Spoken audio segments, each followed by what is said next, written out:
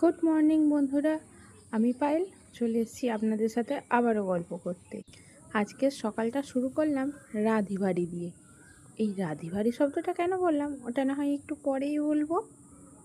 এই যে আমাদের বাড়ির সামনে পোলটায় দুটো টোনাটুনির সংসার করেছে। না না, এই টোনাটুনির আবার একটা ছেলে নয়, চারটে ছেলে। আমার ছেলে যতক্ষণ গাজর নিয়ে খেলা করছিল ততক্ষণ আমি কেটে নিলাম এক টুকরো গাজর, আর ক্যাপসিকাম নিয়ে খেলতে খেলতে কেটে নিলাম ক্যাপসিকাম। ওর হাতে যেই না থালা দুটো দিয়েছি ও দিল ধপাস করে উল্টে। অমনি ও তো আমার দিকে দেখেই ভয়ে আগে কোড়াতে আরম্ভ করে দিচ্ছে, ভাবছে মা যদি কিছু বলে। কিন্তু কি করব, ছোট মানুষ, কিছু বলতেও পারছি না। ও নিজেই আবার কুড়িয়ে দিল সব, বলছে মা দাঁড়াও আমিই সব কুড়িয়ে দিচ্ছি। বলতে বলতে আমি যেই কাজু কিশমিশ রেখেছি থালায়, বলছে আমাকেও দাও আমিও খাবো।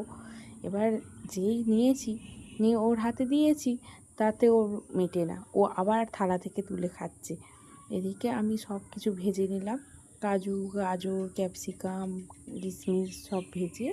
এদিকে এদিকে বড়মশাই মাংসটা দিতে এসে বলল আমার জন্য চা করো, আমি চা খাবো। সেই দুপুরবেলায় অগাত্তার কিছু করার নেই, চা করতে হলো। এদিকে হচ্ছিল চা, ওদিকে আমি করে নিয়েছিলাম গ্যাসটায় ভাত।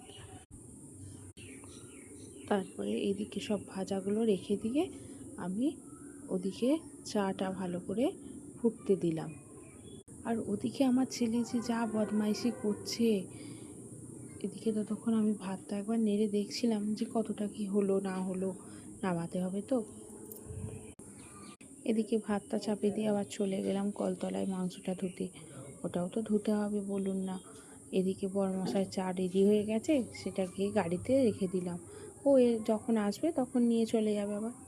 আমার ছেলে এদিকে এসে বলছে মা তোমার কি রাইসটা হয়ে গেছে? আমি তখন দেখাচ্ছিলাম হ্যাঁ হয়ে গেছে, এই দেখ রাইসটা করা কমপ্লিট, এবার নামিয়ে দিলেই হয়ে যাবে। এদিকে আমি তখন রসুনটা কুটছিলাম, আর আমার ছেলে এদিকে শাশুড়ি মাকে পড়াচ্ছিল। ও হয়েছে মাস্টার আর আমার শাশুড়ি মা হয়েছে স্টুডেন্ট। অন্যদিন মাই সব রান্নাবান্না করে, আজকে আমি রান্না করছিলাম বলে মা বললো তাহলে তুমিই করো, আমি ওকে সামলাচ্ছি।